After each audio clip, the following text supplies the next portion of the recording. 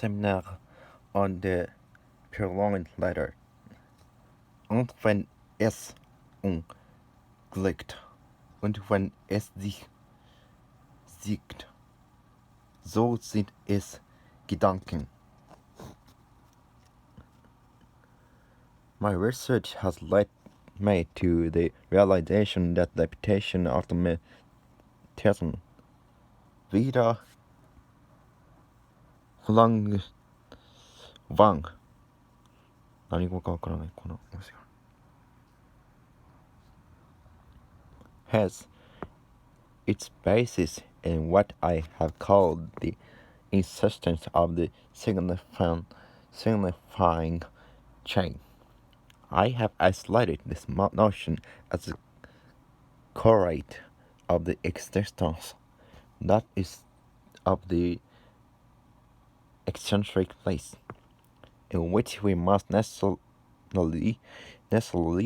locate the subject of the unconscious.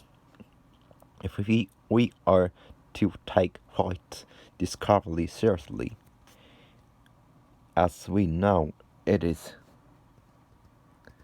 in the experience inaugurated by psychoanalysis that we can grasp by what oblique imaginary means, the symbolic takes hold and even the deepest recesses of the human organism. The teaching of the Seminer is designed to maintain that imaginary effects, far from representing the core of analytic experience, give us nothing of any consistency unless they are related to the symbolic chain that binds and arranges them. I am, of course, aware of the importance of imaginary impregnation in the partializations of the symbolic alternative that give the signifying chain its appearance. Nevertheless, I posit that it is the law specific to this chain which governs the psychoanalytic effects that are determinant for the subject. Effects such as foreclosure, repression, and negation itself, and I add with the appropriate emphasis that these effects follow the displacement of the signifier so faithfully that imaginary factors, despite their inertia, figure only as shadows and reflection terrain, but its emphasis will be lavished in vain if it merely serves, in your view, to abstract a general form from phenomena whose particularly in analytic experience it remains the core thing to you and whose original composite nature could be broken down only through artifice.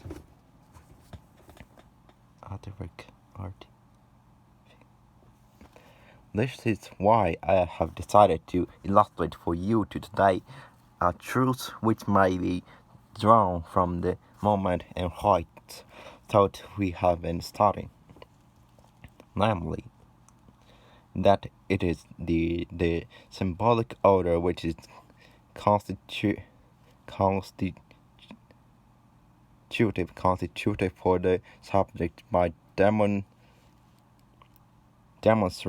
in a story the measure determination the subject receives from the inertia of a sniffer.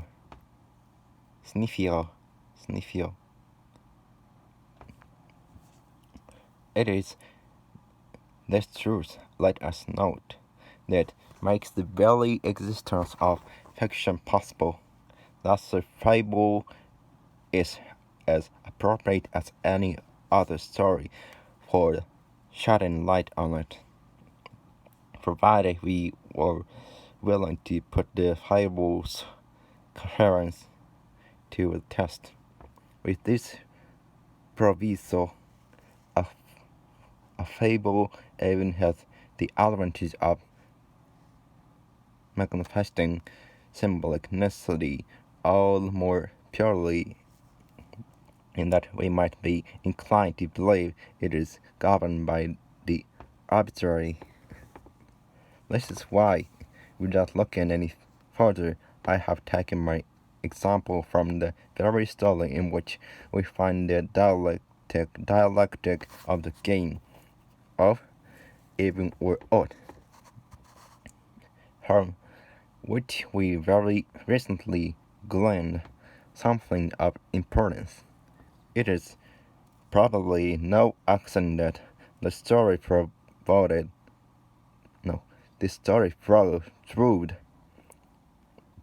propitious for the continuation of a line of research which had already relied upon it. As you know, I am referring to the tale Baudelaire translated into French as La lettre pour la lettre pour. In it, we must immediately distinguish between the drama and its narration, as well as the conditions of that narration. We correctly perceive, moreover, what makes these components necessary, and realize that their composer could not have created them unintentionally. For the narration effectively doubles the drama with the commentary, without which no mise en scène would be possible. Let us say that the action would remain, strictly speaking, invisible to the audience, aside from the fact that the dialogue will be expressly and by dramatic necessity devoid of whatever meaning it might have for a listener. In other words, nothing of the drama could appear either in the framing of the image or the sampling of the sounds without the oblique light shed, so to speak, on each scene by the narration from the point of view that one of the actors had while playing his role in it. There are two such scenes, the first of which I shall immediately designate as the primal scene, and by no means inattentively, since the second may be considered its repetition in the sense of the later term that I have been articulating in this very seminar. The primal scene is thus performed. We are told in the royal boudoir, such that we suspect that the personage of most exalted station, also referred to as the illustrious personage, who is alone there when she receives a letter in the Queen. This sign is confirmed by the awkward situation she put in by the entrance of the other exalted personage, of whom we have already been told prior to this account that were he to come to know of the letter in question, it would jeopardize for the lady nothing less than her honor and peace. Any doubt that he is in fact the king is promptly dissipated in the course of the scene, which begins with the entrance of Minister D. For at that moment the Queen can do no better than to take advantage of the king's inattentiveness by leaving the letter on the table turned face down, addressed uppermost. This does not, however, escape the minister's length eye, nor does he fail to notice the Queen's distress and thus to fathom her secret. From then on, everything proceeds like clockwork. After dealing with the balance of doubt with his customary speed and intelligence, the minister draws from his pocket a letter similar in appearance to the one before his eyes, and after pretending to read it, places it next to the other. A bit more conversation to pull the wool over Doyle's eyes. Without support, he picks up the embarrassing letter with a flinching and decampers. Why the Queen, on whom none of his maneuver has been lost, remains unable to intervene for fear of attracting the attention of her royal spouse, who is standing at her elbow that very moment. An ideal spectator might have noticed nothing of this operation in which no one batted an eye, and whose countenance is that the minister has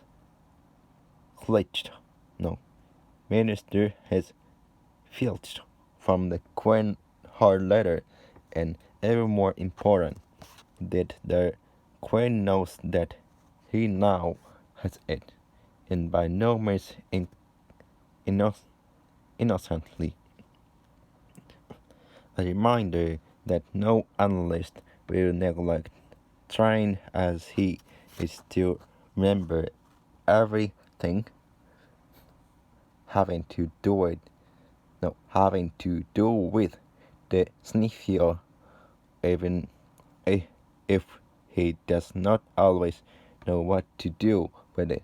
The letter left in hand by the minister, which the Queen is now free to crumple up. Second son, in the minister's office at the ministerial hotel, we know from the account the prefect of police have given Dupin, who is genius for solving enigmas. Paul mentions here for the second time that the police have searched the hotel and its surroundings from top to bottom for the last 3 months, returning there as often as the minister's regular absence at night allowed them to. In vain, who, however, although anyone can deduce from the situation that the minister keeps the letter within easy reach. Dupin calls on the minister. The letter greets him with a show of nonchalance, affecting in his conversation romantic ennui. Meanwhile, Dupin, who is not taken in by this finding, inspects the premises, his eyes protected by green spectacles. When his gaze alights upon a very cheerful letter, which seemed to have been abandoned in a compartment over rest, eye-catching, trumpery card rack of pasteboard, hanging right smack in the middle of the mantelpiece. He already knows that he has found what he was looking for. His conviction is reinforced by the very details which seem designed to contradict the description he has been given of the stolen letter, with the exception of the size, which fits. Whereupon he has but to take his leave, after having forgotten his snuff box on the table, in order to return the following day to reclaim it, armed with the facsimile of the letter in its present state. When the incident out in the street, prepared for the right moment, draws the minister to the window, Dupin sees the opportunity to snatch in his turn the letter while replacing it with an imitation semblance and need but maintain the appearances of a normal exit thereafter. Here too, all has transpired, if now without any sound, at least without any din, the content of the impression that the minister no longer had the letter. But he knows nothing of it, and it is far from suspecting that it is Dupin who ravished it from him. Moreover, what he is left with here is far from significant.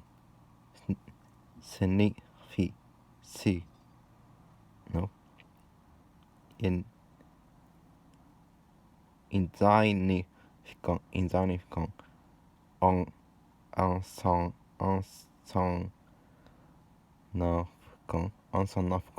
I don't know how to read it.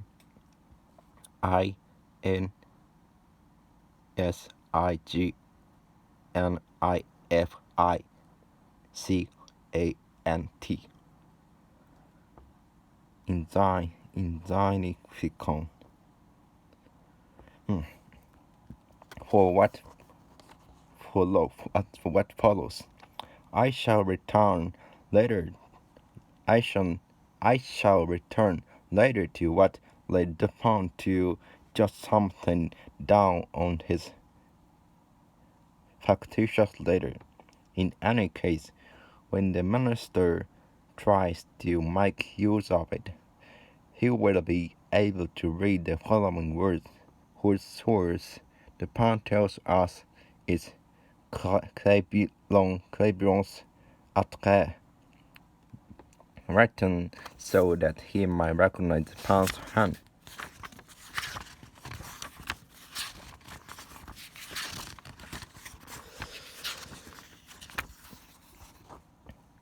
on descend si finir sine digne sine digne d'être et digne de tisti. Need I emphasize the resemblance between those two actions?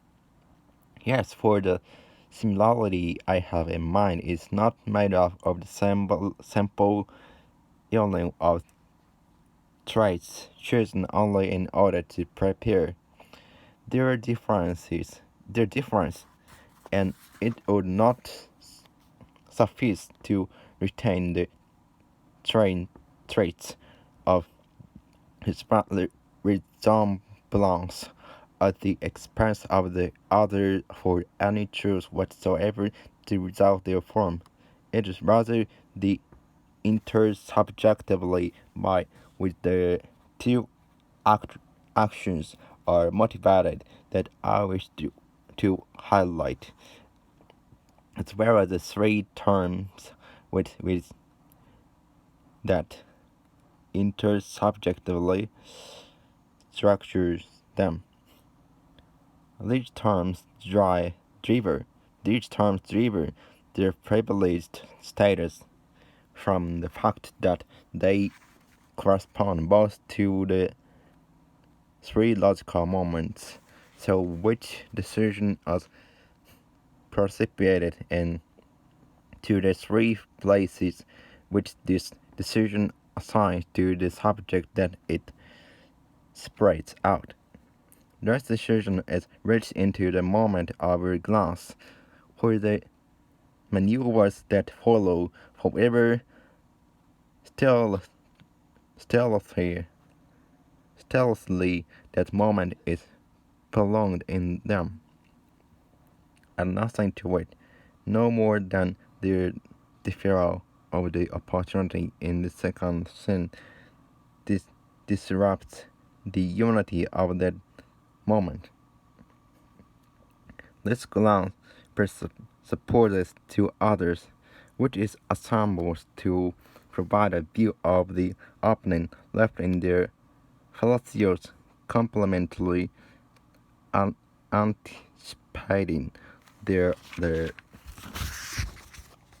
plunder afforded by that uncovering.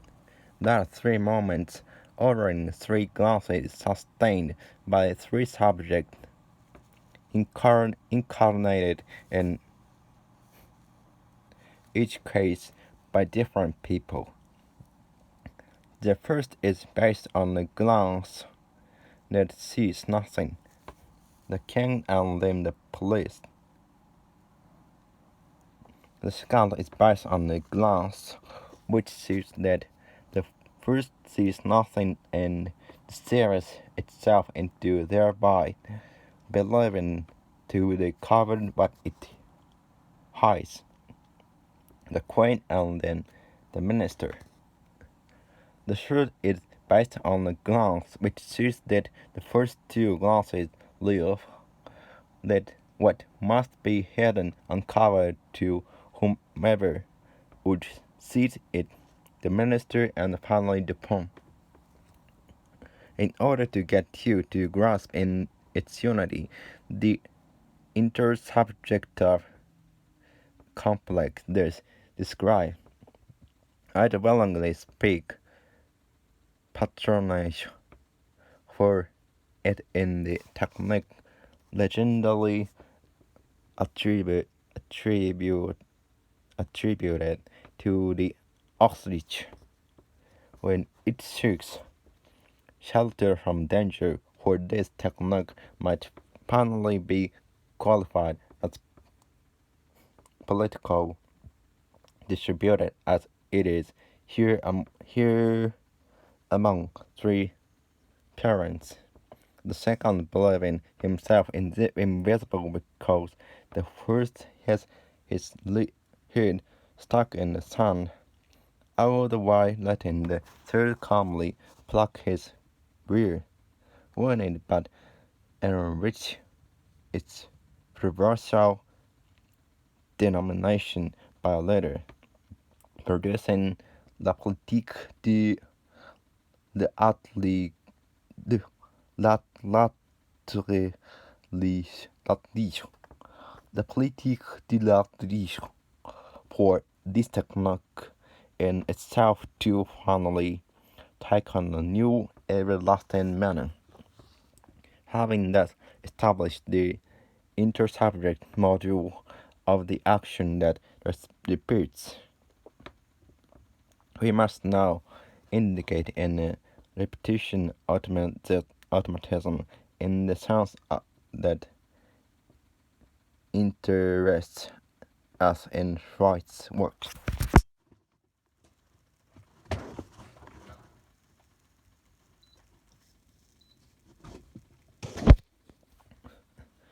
The fact that we have here a plurality of subjects can, of course, in no way continue an objection to those who are long accustomed to the perspectives summarized by my formulation. The unconscious is the other's discourse. I will not remind you now what the notion of the mixing of subjects recently introduced in my analysis of the dream of Ilma's injunction as here. What interests me today is the way in which the subject, owing to their displacement, rely on each other in the course of the intersubjective repetition. We shall see that their displacement is determined by the place that appears signifier. The Purloined letter comes to occupy in their trio. This is what will confirm for us that it is repetition automatism. It does not, however, seem superfluous before pursuing this line of inquiry to ask whether the aim of the tale and the interest we take in it, and as much as they coincide, do not lie elsewhere. Can we consider the fact that the tale is told to us a mystery story to be a simple rationalization, as we say in our Coach Jagung? In truth, we would justified in considering this too highly dubious. Nothing as we do that everything about the crime or offense that creates such a mystery, its nature and motives, instrument and execution, the procedure used to discover its author, and the means employed to combat harm for it, and carefully eliminated here at the beginning of each episode. Indeed, the actor's deceit,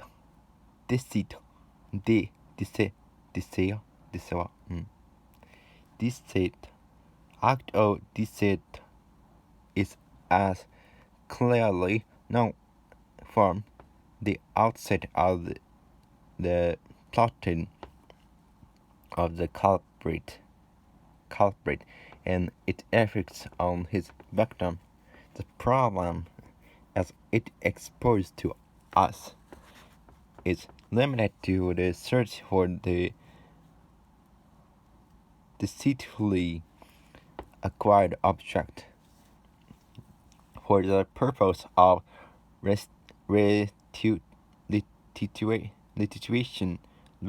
restitution, restitution, for the purpose of restitution, and it seems quite intentional that the solution is already known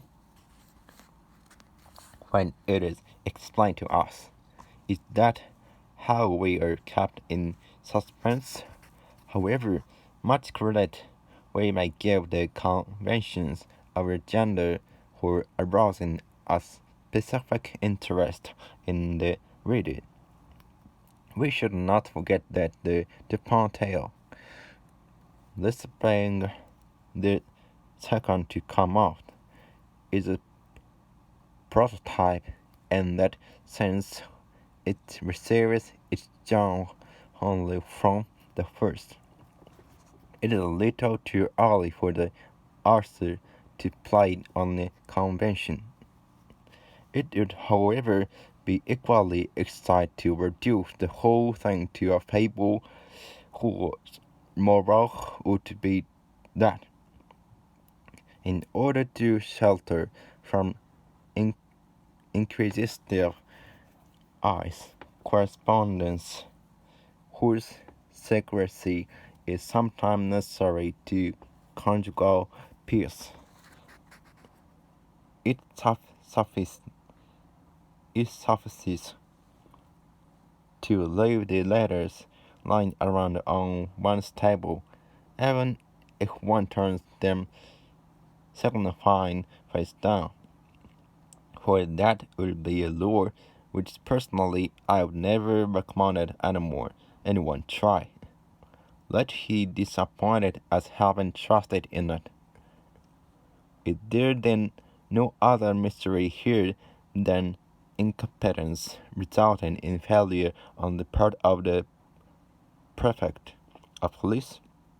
Is there not a certain discordance on Dupont's part, which we are loath to admit, between the assuredly penetrating remarks, which are not, however, always absolutely relevant when generalized, with which he introduces us to his method and the way in which he, in fact, intervenes.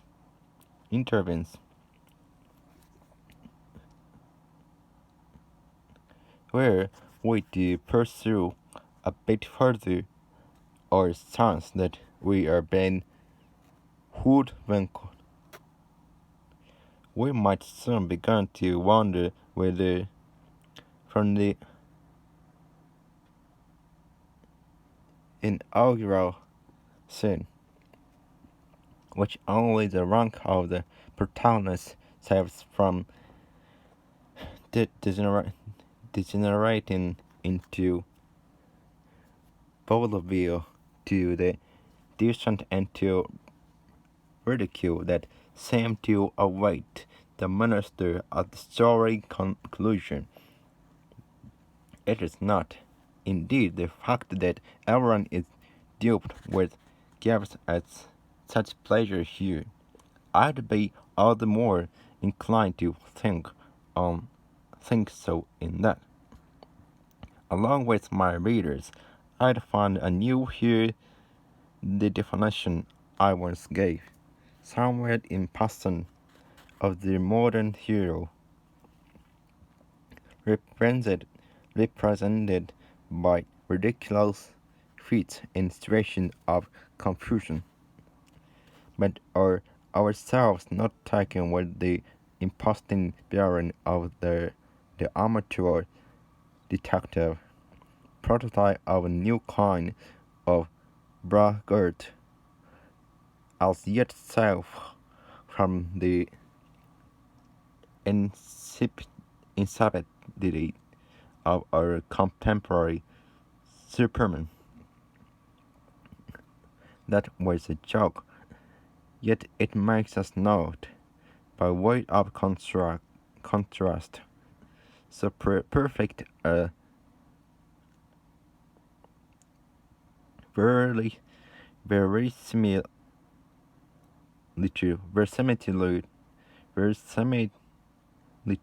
verisimilitude in this tale that it might be said that truth here reveals its fictional ordering.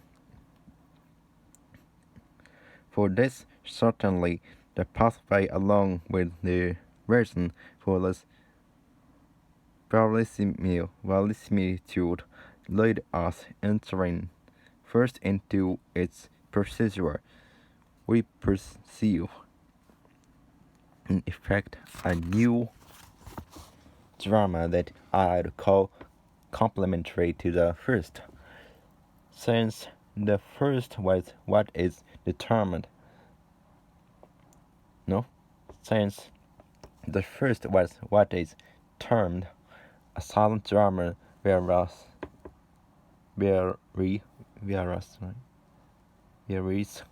the interest of the second place on the properties of discourse.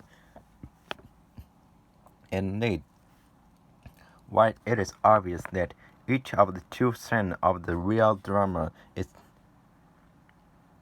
narrated in the course of a different dialogue, one must be provided with certain notice brought out in my teaching to realize that this is not done simply to make the exposition more pleasant, but that the dialogue themselves, in the opposite use they make of the virtues of speech, take on a tension that makes them into a different drama, one which my terminology would distinguish from the first as sustained itself in the symbolic order.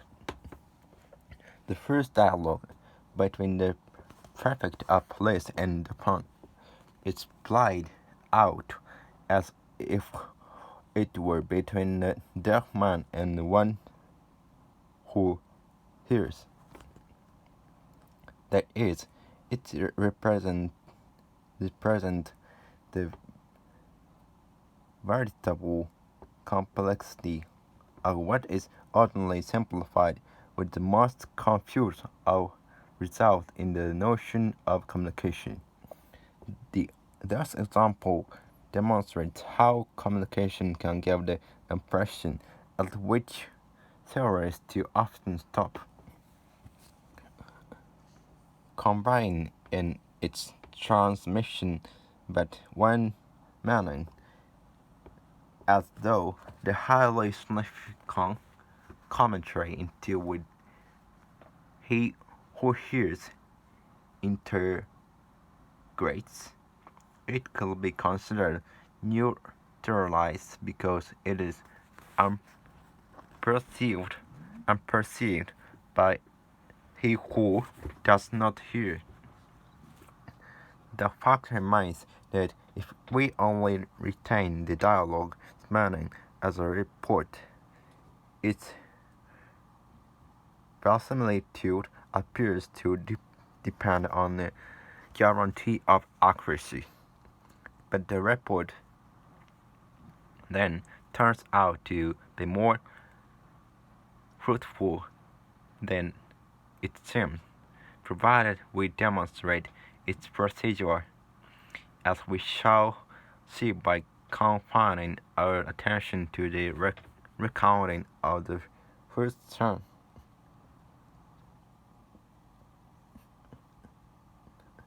For the double and even triple subjective filters through which that scene comes to us, a narration by the pawn's close friend, whom I will refer to henceforth as the story's general narrator of the account by which the prefect reveals to the pawn the version the queen gave him of it. It's not merely the consequence of a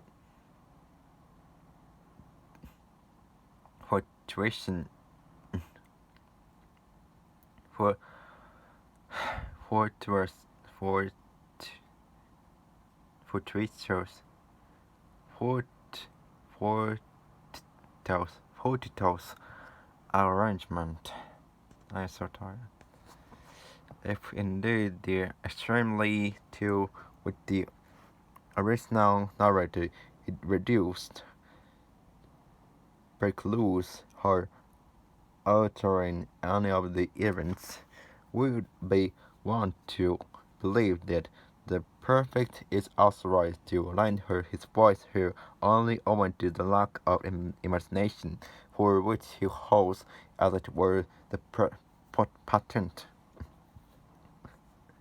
The fact that the message is retransmitted in this way assures us of something that is absolutely not self-evident, that the message truly belongs to the dimension of language. Those who are here are familiar with my remarks on the subject, specifically those illustrated by the counter example of the supposed language of beasts, in which a linguist can see nothing more than the signaling of the location of objects. In other words, an imaginary function that is simply more differentiated than the others. Let me emphasize here that such a form communication is not absent and man.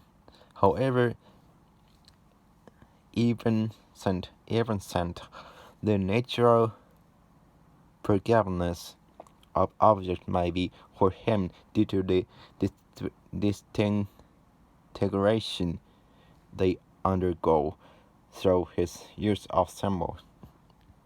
Something equivalent may, in effect, be grasped in the communication established between be grasped in the communication established between two people in their hatred directed at a common object, with the proviso that this can never occur except in the case of one single object, an object defined by the characteristics of being that each of the two refuses to accept. But such communication is not transmittable in symbolic form. It can only be sustained in relation to this object. This is why it can bring together an indefinite number of subjects in a common ideal. The communication of one subject with another within the group thus constitute which nonetheless remain irreducibly mediated by an ineffable relation. This excursion is not merely a reminder here of principle distantly addressed to those who tax me with neglecting nonverbal communication in determining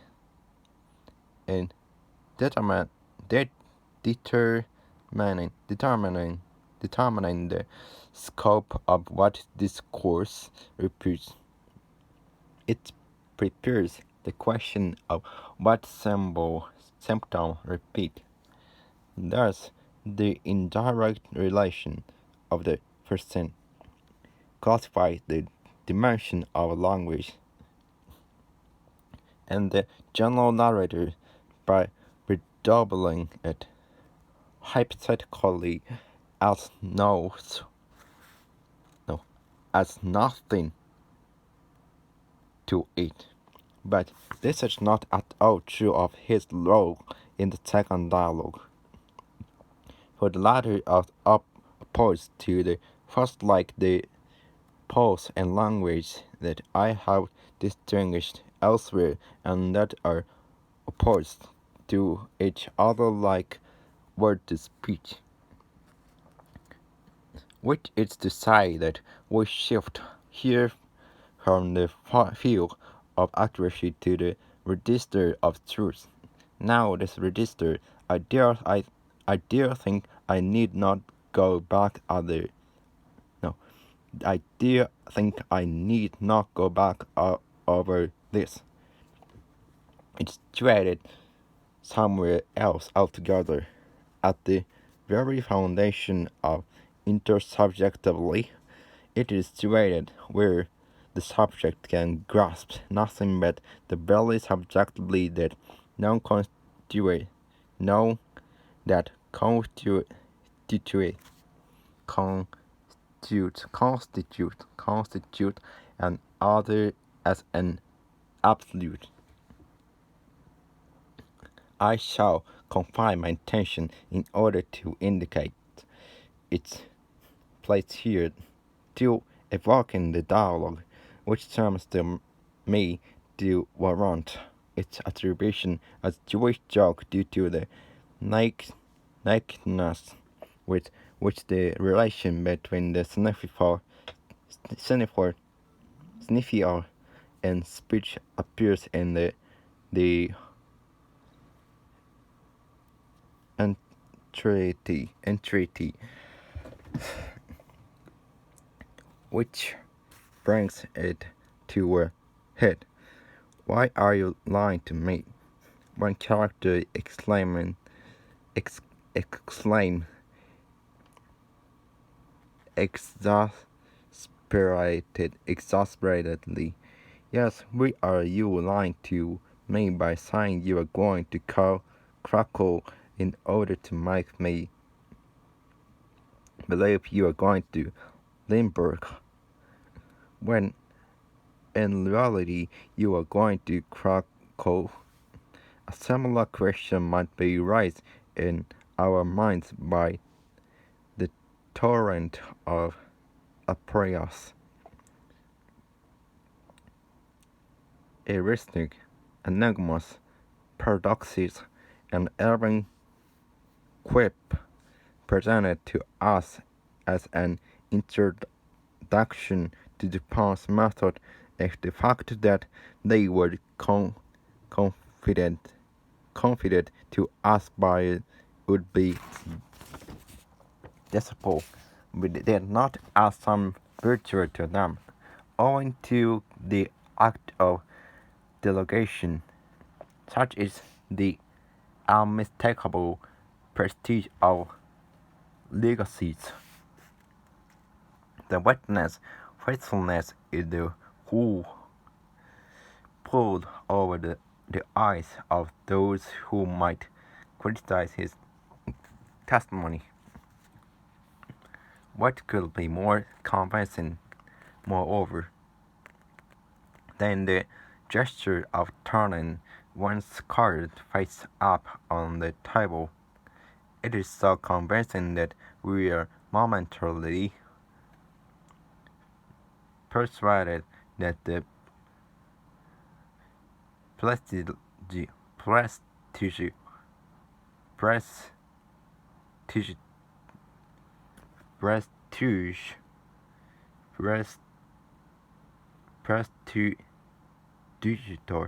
prestidigitor has in fact demonstrated, as he promised he would, how his trick was performed, whereas he has only performed it anew in a purer form.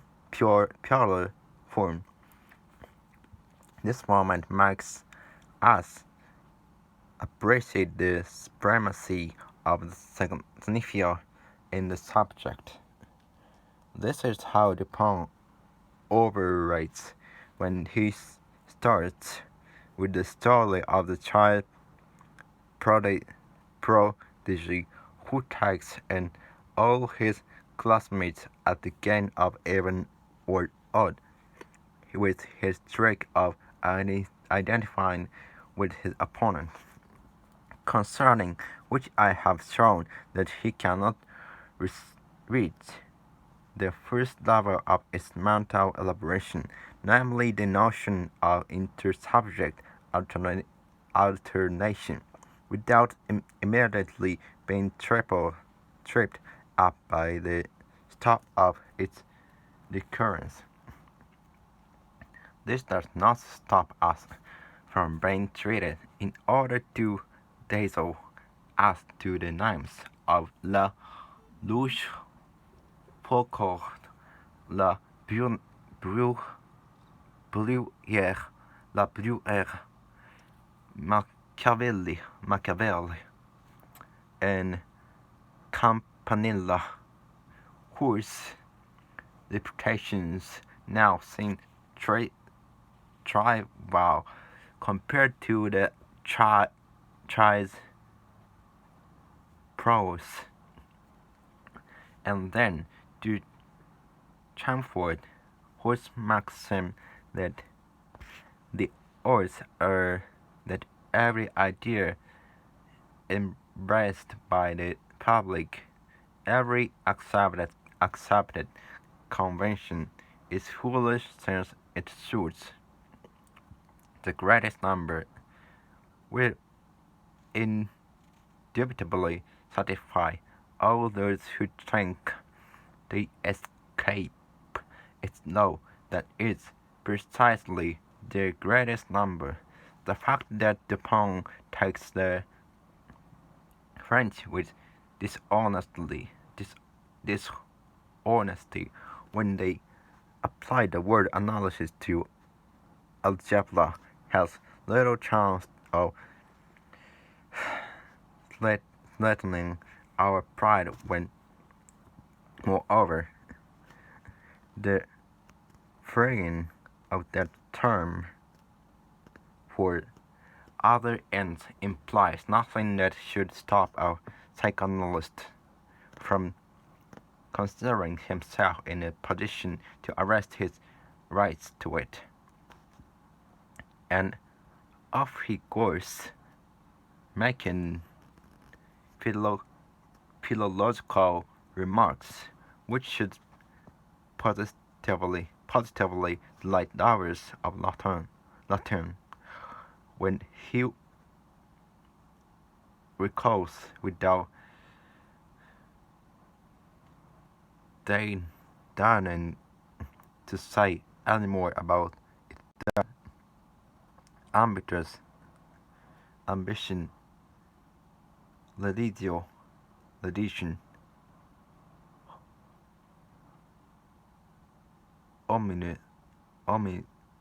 honesty,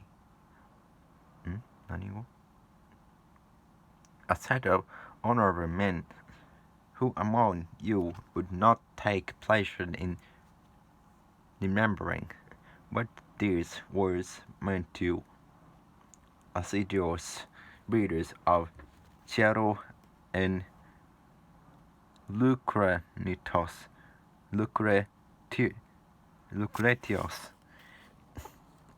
No doubt, Paul is having a good time, but the suspicion dawns on us isn't this display of erudition designed to make us hear the magic words of our drama. Isn't the prestidigitator repeating his trick before our eyes, without deluding us into thinking that he is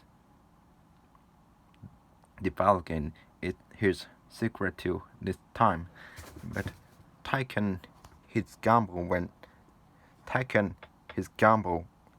even farther by real shedding light on it for us without us saying the thing. That will be the highlight of the illusionist art, to have one of his fictional beings surely fool us. And isn't it such effects which justify our harmless while differing the many imaginary heroes as real personages. Thus, when we when we are open to hearing the way in which Martin Heidegger uncovers who us in the world, also the play of truth, we merely rediscover a secret to which truth has always initiated her lovers, and through which they have learned that it is in hiding that she offers herself to them most truly. Thus, if the Ponce comments did not defy us so blatantly to lend credence to them, we would still have to make this attempt against the opposite temptation. Let us thus detect his track, the patron sa foule, where it throws us off track, the path,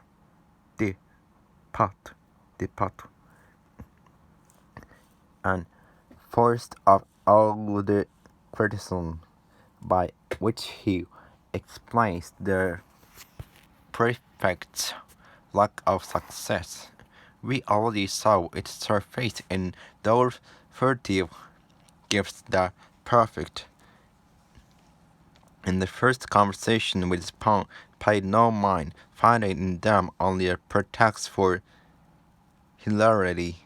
The fact that it is, as Pong insinuates, because a problem is too simple, indeed too self-evident that it might appear obscure, will never have any more impact on him than the somewhat vigorous rub of the ribcage.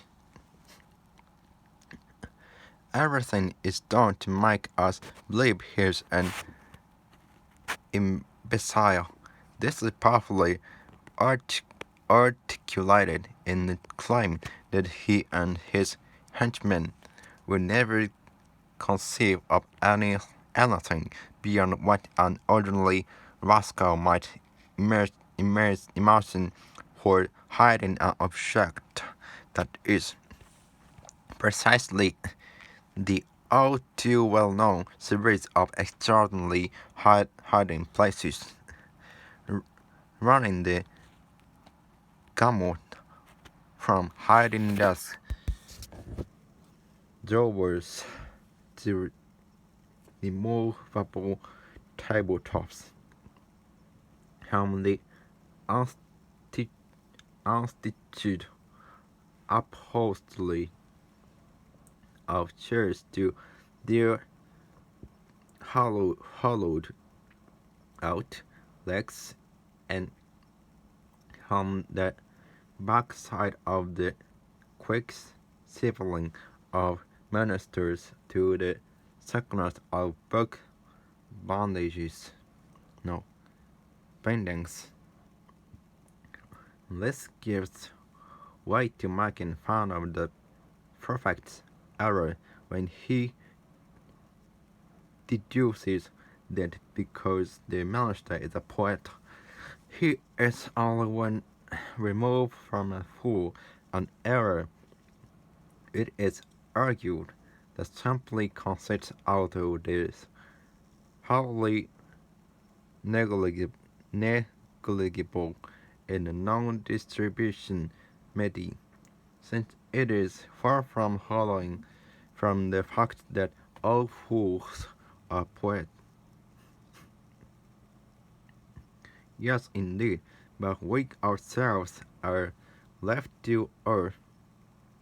Sorry, uh, uh, I really wanted to keep reading though my throat is not good.